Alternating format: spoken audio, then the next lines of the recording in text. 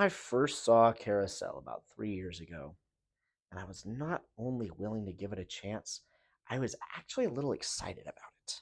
You see, I was in a lot of theater in middle and high school, and when you're around theater people a lot, you start to hear whispers about this musical called Carousel.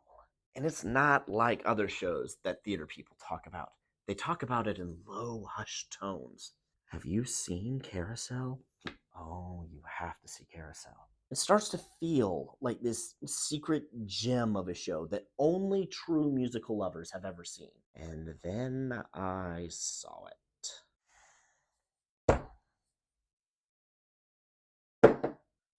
I had been on the fence about R&H for a few years at this point in my life. I was leaning towards negative, but really I only saw them as slightly less than mediocre. Then this show ran up and shoved me off the fence and into Suckville. It is the worst musical I have ever seen, and I have seen elementary school musicals written for elementary age children. It filled me with a seething loathing toward R&H that has colored everything else they've ever done. And that color is the color of puke. I want to make a positive channel. But this and Goblet of Fire are probably the angriest you will ever see me. If, by God's grace, you have not seen this musical, allow me to introduce you to it in a much safer setting than not being able to guffaw loudly at the horrible writing because it would be rude to the actors desperately trying to play it off as dramatic. You're going to want a drink. A very strong drink. Holy crap, that's Curly. Bigelow. Bigelow? Geez, that might be worse. Is in heaven, the sky? I don't know. It's stupid. This wasn't in the stage version, and differences make me hopeful. I can't tell you where I heard it, but I heard things ain't going so good for your kinfolk. Ugh. Well, my hope is dead. Why is this ADR so bad? This was clearly a set. Why couldn't they get decent audio? Was this character's voice replaced? So Bigelow is told that his family is in trouble and he's entitled to go back down to Earth for just one day if he wants to help. Oh, we're in credits now. So this one is Oscar Hammerstein's fault. Wait, who do I blame for this crap? Bigelow decides to check up on this going back to Earth thing and is told that he already said he doesn't want to. But he can get that right back if there are special exceptions, so he should tell his life story to see if he is an exception. It's like It's a Wonderful Life, but bad. In his life, he ran a carousel for the woman who owned it. Hey, that's Lori, too. Sure, let's bring both of them back together. Their chemistry was just electric last time. So he starts flirting with her, and the woman who owns the carousel stops him because he's not doing his job well enough, but they're in love, I guess. Trust me, you'll believe it even less than last time. And if you like Oklahoma, you'll believe it way less than last time. They don't even look like they're flirting. I think they're talking about the craft table. So the lady who owns the carousel is mad at Lori. Julie, because Bigelow, playing guys with a dumb name who are supposed to be the hero but are actually reprehensible jerks is a really specific pigeonhole for an actor to find himself in, was flirting with her, and the police might see what they did as untoward and assume the worst. Was there a point in history where carnival barkers were like shady masseuses? This woman is acting like a cop would think, oh, he's being attentive to that pretty girl. I bet women pay him for sex. She and her friend argue back, and Bigelow says that they're all being silly, then chastises the woman he's supposed to be in love with for yelling. Mr. Bigelow, please. Don't yell. The carousel lady says that Julie is permabanned from the carousel. They get her to admit that she just doesn't like that he was flirting with Julie, so he says he'll ignore the ban, and I'm pretty sure this is supposed to be an innuendo. Billy Bigelow will treat you to a ride. So he gets fired. He takes it well, so she tries to take it back, and he doesn't let her. Julie tries to keep him from losing his job, but he continues to treat her poorly. I am not a modern male feminist. I am a chivalry guy through and through, and I really want to intervene right now. So he's fired again, for realsies. No takebacks this time. He pressures Julie and her friend to buy him beer because they cost him his job, and is this supposed to be acting? Oh. Is this supposed to be charming? If you ain't got it, you ain't got it. Tell her to stop crying. I feel like I'm losing brain cells. Then he tells her to meet him at a bench. For some reason, she agrees. We're 15 minutes into this musical, and somehow R&H forgot to write an intro song. Or any song, for that matter. I dislike all the characters, the story makes absolutely no sense, and I don't even have a catchy song in my head to convince me that I'm okay with it. Julie? Huh? I've been busting to tell you something lately. You have? Reason I didn't care to tell you before was because you didn't have a fella of your own. But now that you got one, I can tell you about mine. Okay, so they're dating now? What the crap? What's his name? His name is Mr. Snow. Oh, here's a song. And it's about a side character. The first time he kissed me, the whiff of his clothes knocked me flat on the floor of the room. But now that I love him, my heart's in my nose, and fish is my favorite perfume. It's actually a clever song. I feel like I could take R&H's songs and rearrange them into a better musical. And now my mind's in a maze. I want to hear this woman sing the blues. Love an alto soprano. Come on, I don't want to be late. Yeah, hurry, he seems so worth it. So the two girls need to leave because they work at a factory that gives them board, and if they stay out too late, they're fired. So Julie decides to get fired over him, too. He leers at her. She says she didn't want him to be alone the night he was fired. His counter to that is he wouldn't be alone because he could get any girl to stay with him. Then she says, I know, Mr. Bigelow. All the girls are crazy for you. Because the sexual magnetism of carnies is a trope that we're all very familiar with. Wait, was the episode of Community when Britt is obsessed with her ex a reference to this bilge? Well played, Dan Harmon. Now her boss shows up and wonders why she's still out. Then a cop shows up and tells her and her boss that Bigelow is a womanizer who takes money from the women he seduces. The boss offers to bend the rules and take her back since he sees she was taken advantage of, and she decides to stay with the ne'er-do-well. Bigelow asks her if she wants to go dancing, and she says no. Dadgummit, I hate to label anything about this crap good. Her response is actually clever and worth exploring in something written by someone competent. She says that she can't go out dancing because she plans to never marry. And if you're a girl who never gets married, people will either assume that you're a slut or someone with really high standards. And if you're seen dancing with a bunch of people, then they will all assume slut. So because of that, she can't go out dancing with him. And that's actually kind of an interesting comment to make about that era. But anyway, back to the movie as it actually is. He says, what if I asked you to marry me? And she seems interested, but only if she loved him, which you can tell is going to lead to a song. How do you know what you'd do if you loved me? How you'd feel? Or anything? I know how it'd be if I loved you. What we don't expect is that it's going to be a crappy version of People Will Say We're in Love. If I loved you. Well, anyway, you don't love me. It's what you said, wasn't it? Yes. I can smell them. Can you? The blossoms. The wind brings them down. Ain't much wind tonight. Hardly any. You can't hear a sound. Somehow we go directly into another song, and what the heck is this transition? It's all about. And I always say 2 heads are better than 1 to figure it out. I don't... Why you can't even count. Then he sings again, I'm assuming pretending that that didn't happen. That melody never comes up again. Hey, you trying to get me to marry you? No. Well, then what's putting it into my head? So now he's thinking about marrying her. I wonder what it'd be like. If you loved me. But you don't. Okay, I will admit that for some reason that was really sexy. Yes, I'm happily married, but that woman's been dead for decades, so it's okay. But somehow I can see. Oh, we're back to the song again. Reflections automatically make for good cinematography. Let's fast forward a bit here, and... yep, that shot is completely unnecessary. I know it's coming, and that this is the intro, and I can't help but quote the great Bucky Cat. Are you two going to smooch, or am I wasting my time? It's been half an hour! This is Man of Steel levels of prelude. We have so much worse script to get to.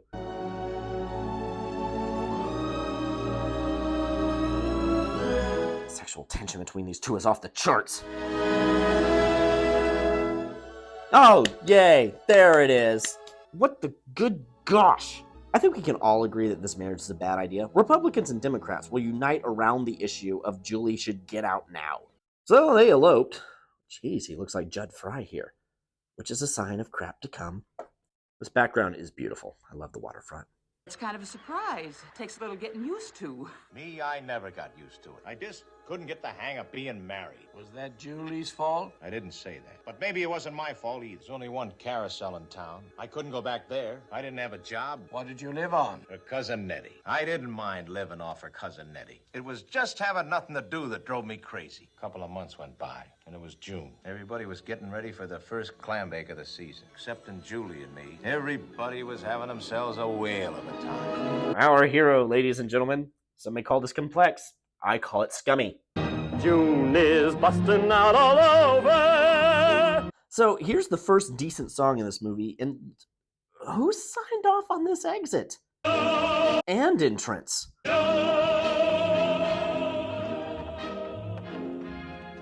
Fresh and alive and gay and young. We were having fun, so let's stop for a second. Love songs sweetly Can't have too much of that. sung. I do have to give this kudos for shooting outside, but all of these outdoor shots look like the cinematographer was planning to make them day for night, or like he didn't know how to shoot outside. African Queen came out 5 years before this, so I feel confident that the technique had been cracked by now. The sheep aren't sleeping anymore. All the rams that chase the ewe sheep are determined there'll be new sheep, and the ewe sheep aren't even keeping score. This song is downright horny. Jeez, this sound guy should have been fired. Comforts they can only get in poor. People are clipping like crazy. There was a 20-something named Tom Dowd you could have hired. Look him up. I'm disappointed that he didn't have a cameo in Oppenheimer. I need everyone to know that there was a teenage pioneer in multi-track recording who invented the soundbar slider, discovered the Allman Brothers, recorded Some Kind of Wonderful, Sunshine of Your Love, Respect, The Dock of the Bay, and Layla, and helped invent the atomic bomb. Nothing in that sentence was made up. I really hope those women are just running onto the roof with no future purpose.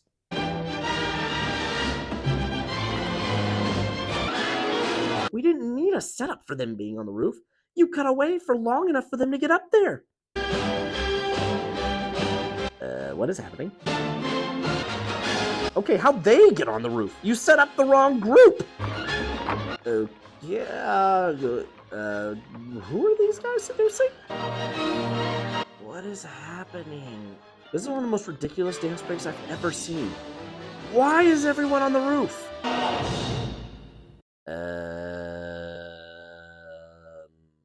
Moving on?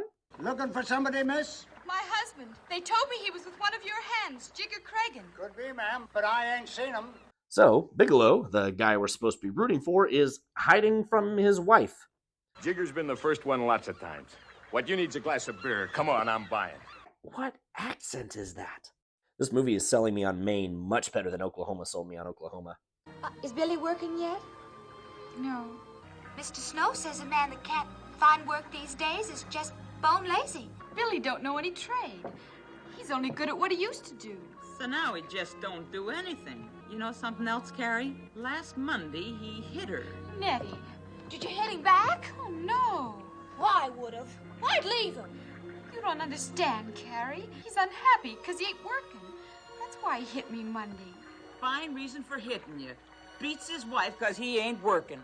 Oh, he's lazy, and he's a wife beater. Yeah, I'm with you. So now a friend of our hero, Jigger, is trying to convince him to rob someone. Then by that time, I got my knife in his ribs. And murder him. I loved Gertie and her laugh. I want this guy to die.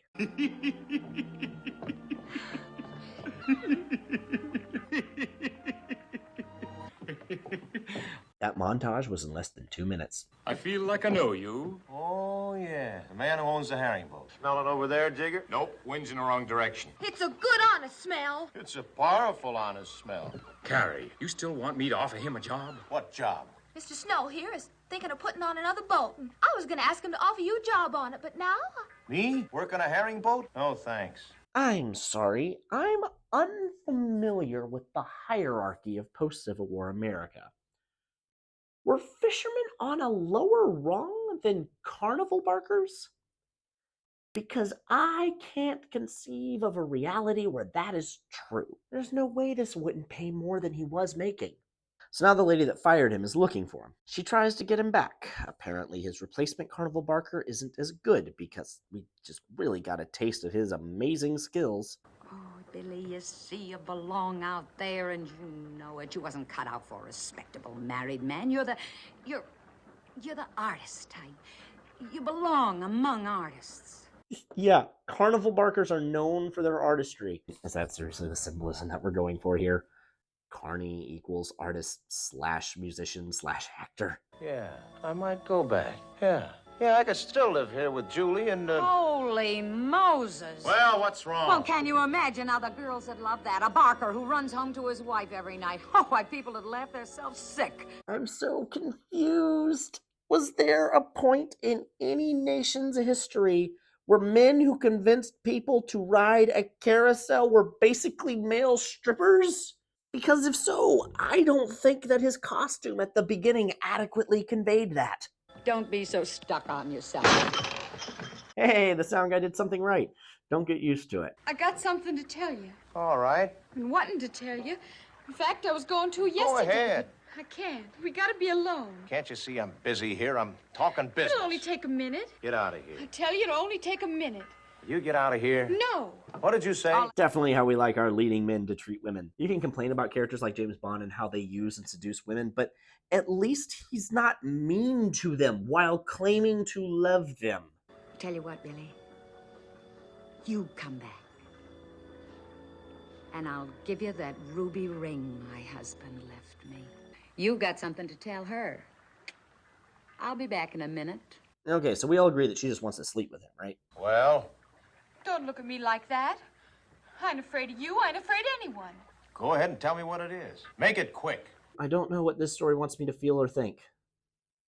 Other than my daughter's not allowed to talk to anyone at the state fair. Now, Julie tells him that she's pregnant. And what is this transition? Julie. This is like a middle school filmmaker error. In 2024, people don't even need to be told not to do that. That's how incompetent this director is. So he's happy he's going to be a dad. And Go home, Mrs. Mullen. that makes him turn down the job offer. So much of this defies logic, I can't even. I wonder what he'll think of me. This is a good song. It's the song that Nathan Lane tries to share with his son in Only Murders in the Building. And it's an incredible scene. When it was over, me and my wife looked at each other and just said, wow, that was good. It's probably the best acting Nathan Lane has ever done. And that scene is better than this entire musical. In fact, I judge Nathan Lane's character more for holding up this album with endearment than I did for helping his son get away with manslaughter. And dadgummit, stop shooting him in shadow, you idiot! Oh, these were recorded at different times. This is a funny moment. What if he is a girl? Oh, Bill. Bill, what would I do with her? What could I do for her? A bum with no money. You can have fun with a son, but you gotta be a father to a girl. All of this is true. To quote the Babylon Bee, seeing your daughter run across the yard in a dress holding a doll will make you believe in the goodness of God. But I don't believe this jackass. I haven't seen any signs of an existing better nature for this to bring out of him. Change your mind, huh? Yeah. Oh, yep, the possibility of having a girl makes him willing to rob and kill a guy. That seems on brand. Footage of boats.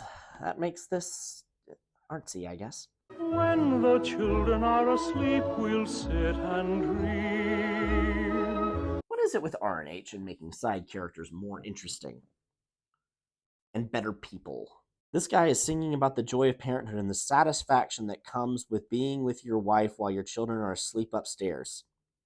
Meanwhile, Bigelow looks annoyed at him. Probably because he's decided that grand larceny is a better idea than gainful employment. Though it is a really good bourbon, too.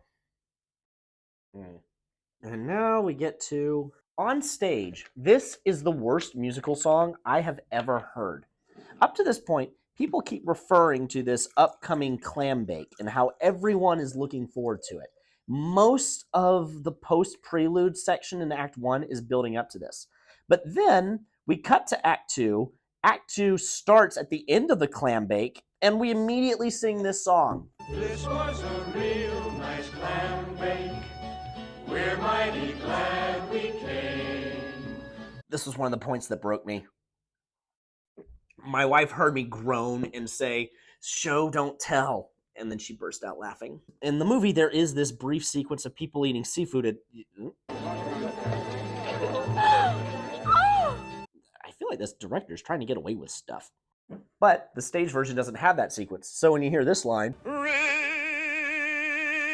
Remember when we rigged them red-hot lobsters out of the driftwood fire? You as an audience member think, no, not even a little bit. We slid 'em down the back and peppered 'em good. Are we seriously singing about eating seafood?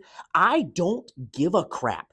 Nothing here matters. And this choreography could be replaced by Disney World animatronics. This was a real nice clam bake, and we all had a real good time. Oh, good for you. Shut up! Supposedly, this song was actually written for Oklahoma, and the original lyrics were, "This was a real nice hayride." But the hayride segment was cut from Oklahoma, so the song was as well. Roger and Hammerstein still liked the song and held on to it, and repurposed it for this scene. So this absolute swill is their second attempt at the lyrics. We'll wait till they start the treasure hunt. Then we'll go together like a team, see, and then we'll get lost together like I said. Did you get the knife? So everyone's doing some kind of treasure hunt. So now Bigelow and Jigger are going to rob someone while they have treasure hunting as an alibi. But before they do that, Jigger tries to seduce Julie's friend because it was established that he's interested in her by this. We all had a real That's literally the only moment up to this point. So I guess it makes that whole song necessary. In the eyes of idiots. Now, there are certain holes in wrestling I could teach you. Tricks that'd land a matcher flat in his face in 2 minutes. He uses the old teach her self-defense method of seduction, so that trope is older than I knew. Suppose a feller gets a hold of you like this. Now you put your 2 hands on my neck. Now pull me towards you. That's it. Now pull my head down. Good. Now put your left arm all the way around my neck. Now squeeze hard. Tighter. Good girl. Does it hurt? Oh, you got me helpless. What am I watching?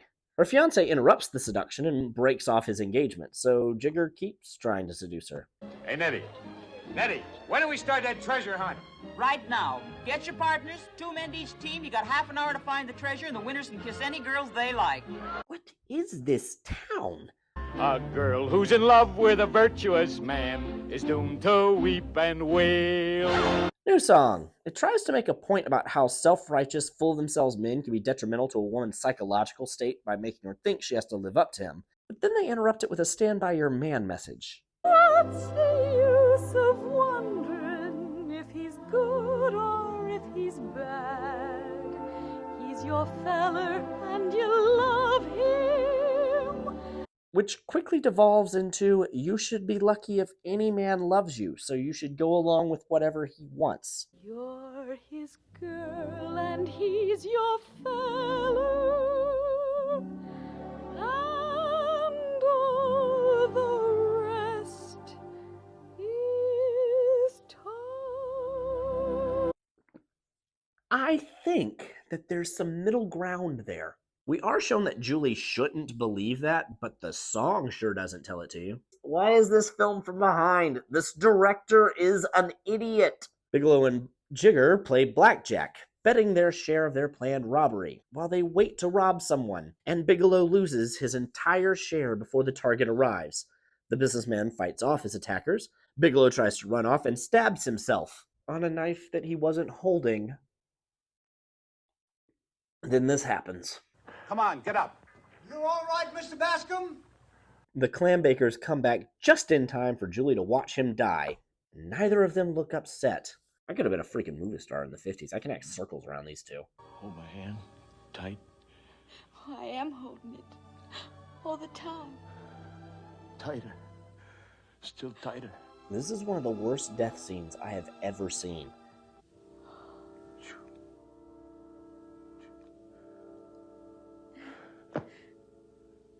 Holy crap, is she even trying to cry?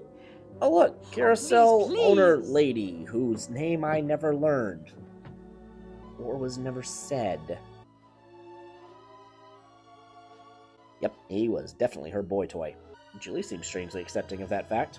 She is so lacking in grief that I don't know how I'm supposed to feel. I don't like him. I'm glad she's not attached to him anymore because she's better off. And she's not sad, so I'm not even sad out of empathy. Now, there's something I never told you. Scared you'd laugh at me. I'll tell you now. I love you. You've been married for 6 months and you never told him you loved him? Nettie, what am I gonna do? Nettie, what am I gonna do? Oh, are you sad now? Walk through a storm, hold your head up high. Who spilled coffee on this sound engineer? For some reason, Liverpool Football Club made this their fight song, and I judge the entire fan base for it. Sure, the line, "You'll never walk alone" is nice, but there have been much better songs with that sentiment written. Some by this famous quartet, whose members were born in Liverpool. This musical is so bad it's making me judge an entire segment of soccer fans. And I may be dying. In the stage version, once that song is over, an angel enters to escort Bigelow to heaven. That was the second moment that broke me. Once he entered the scene, dressed all in white, I said out loud, "This can't be happening. That can't be an angel." And it was. I'm pretty sure that this is the moment where my wife just said, "Oh my gosh," and completely gave up. But in the movie, we cut back to, I guess, heaven, and the head angel asks if he wants to go down to earth again. Are you sorry you hit her? I ain't sorry for anything. Our hero. The head angel wonders if there's any reason to let him go to Earth. I don't think so. And then he mentions that Bigelow's daughter isn't happy in a way that maybe Bigelow can help with, because he did so well with his own life. Then this baffling moment happens. There she is, running along the beach there. Got her shoes and stockings off. Like I used to do, huh? We only saw him on the beach one time. And he had his shoes on. My niece is 10 years old, and I'm pretty sure that she would read that scene and think, "Oh, so he should be barefoot when he sings My Boy Bill." Is that her? Pretty, ain't she? My little girl, huh? This guy just appears when people are looking at girls, I guess. Oh, no, he escorts Bigelow down to Earth. Is that Heather Graham? I wonder if this is the first character I'll like in this dumpster fire. I doubt it. Look, can she see me? Only if you want her to. Oh, she might be crazy. Is this the Tom Sawyer gang? Oh, look, it's the Von Trapps. More on that movie at a later date. Oklahoma had the benefit of this kind of sequence being a dream, so no one acts like a person.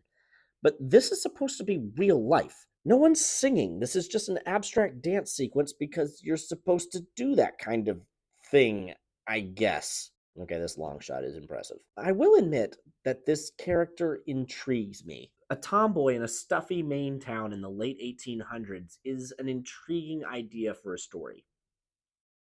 Too bad this one isn't about that. Are we at the circus now? Why is this so abstracted? Bigelow is supposed to be watching a day in his daughter's life, not the past 3 months. She's falling for a guy just like the dad she never met.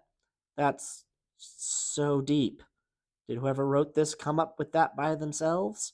Also, this guy looks like the older brother in iCarly. You're both good dancers, but that doesn't make this scene not ridiculous. I wish your talents weren't being wasted. This feels like the dance version of selling out. I don't know if this wheel is supposed to have some kind of symbolic significance. Well, kid, I know what she's going through. Something like what happened to you when you was a kid, ain't it? Oh, was it? Can't say we've seen any of that. Oh, look, Julie was better off without Bigelow. There's no way he could have ever earned a house like this by not accepting job offers. I guess Julie's friend and her beau got back together.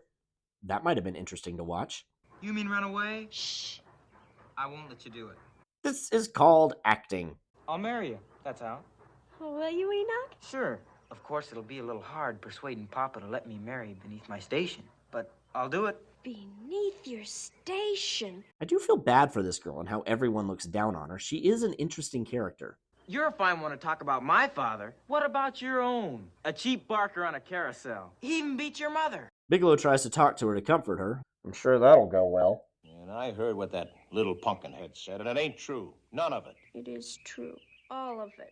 Did your mother tell you that? No, but every kid in town knows it. They've been throwing it up at me ever since I can remember. What'd your mother tell you about him? She's told me a lot of fairy stories about how he died in San Francisco. So, Julie has been lying to her daughter about where and how her father died, even though everyone else is constantly telling her the truth. That he died by his own stupidity trying to rob someone. And as a counter to that, all that her father can think to tell her is that he was handsome and made people laugh. He was the handsomest fellow around here. You really knew him, did you? And he was handsome? What else about him? Do you know anything else good about him? He used to tell funny jokes at the carousel, and he made people laugh. Oh, did he? Yeah. What else? And that cheers her up for some reason. He says he wants to give her a present, and it's a star that he stole from heaven. He makes her feel uneasy because he's a scumbag, so she tries to get away from him. He tries to stop her by hitting her. Then she goes to get her mom, and we get this absolutely disturbing and disgusting series of lines. There was a strange man here, and he hit me hard. I heard the sound of it, Mother, but it didn't hurt. It didn't hurt at all. It was just as if he kissed my hand. I believe you. But is it possible, Mother, for someone to hit you hard like that, real loud and hard, and not hurt you at all? It is possible, dear, for someone to hit you hard, and it not hurt at all.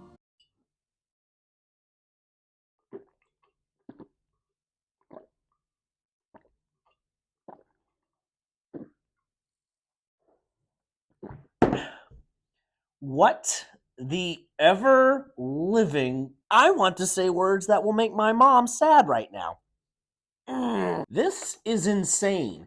This is not only justifying people that stay in abusive relationships, but it's actively excusing the abusers. How else are you supposed to take this? If someone hits you and they love you, it doesn't hurt?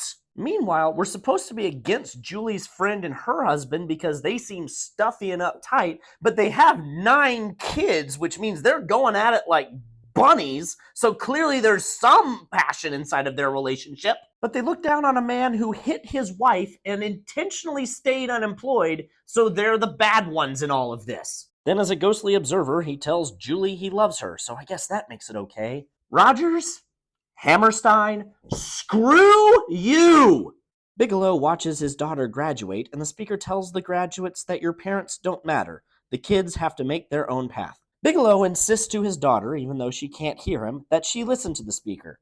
She does, and that's visualized by her joining in this song. And for some reason, we're supposed to accept that that means Bigelow did something good with his afterlife. You know, right after he came back to Earth and hit his daughter for no reason. This is seriously where the movie and the stage version end. I don't want to go any further, but this really feels like part of the script is missing. When I was in 3rd or 4th grade for a storytelling class, I had to watch a video where someone went over the basics of storytelling. In talking about the ending, he said that you need to make sure that where you end the story actually ends the story. This, I'm assuming, adult writer knows less than 8-year-old me. Back in 2004, Halle Berry completed her worst follow-up to an Oscar in History trilogy. Following Monster Ball, she was in Die Another Day, the James Bond movie that nearly killed the franchise. Then she was in Gothika, which was a horrible horror movie. And then she capped all that off with Catwoman. When Catwoman was released, I read a review that started off by praising Halle Berry's talent and talking about how she was supposedly very intelligent. But then it transitioned to, so why can't she read?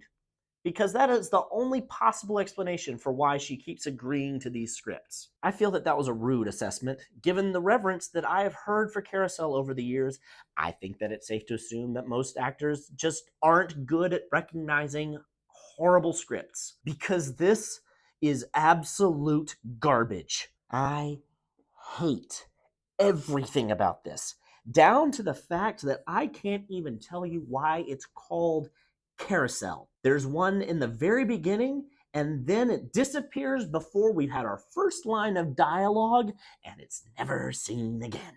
When we saw it, my wife and I held it together until we got in the car, and then we both simultaneously yelled, "What the heck?" Then we ranted for 5 minutes until we ran out of steam. There was a 2-minute lull, and then one of us said, "What the heck?" And the other said, "I don't know." And then we ran for another 5 minutes, and then there's another 2-minute lull, and the whole pattern just kept repeating for the entire hour-long drive home. I thought about doing this one last in my R&H series because it's the worst that it gets, and it would make for a good capstone. But I think that it might help fuel the same fire of detestation that it lit inside of my heart, and so it might help propel you to go along with me on this ranting journey. I like to give a slight bit of education inside these videos, so let's talk about suspension of disbelief. Everyone goes into a movie or a book or a play or a story knowing that it isn't real, and so we accept that.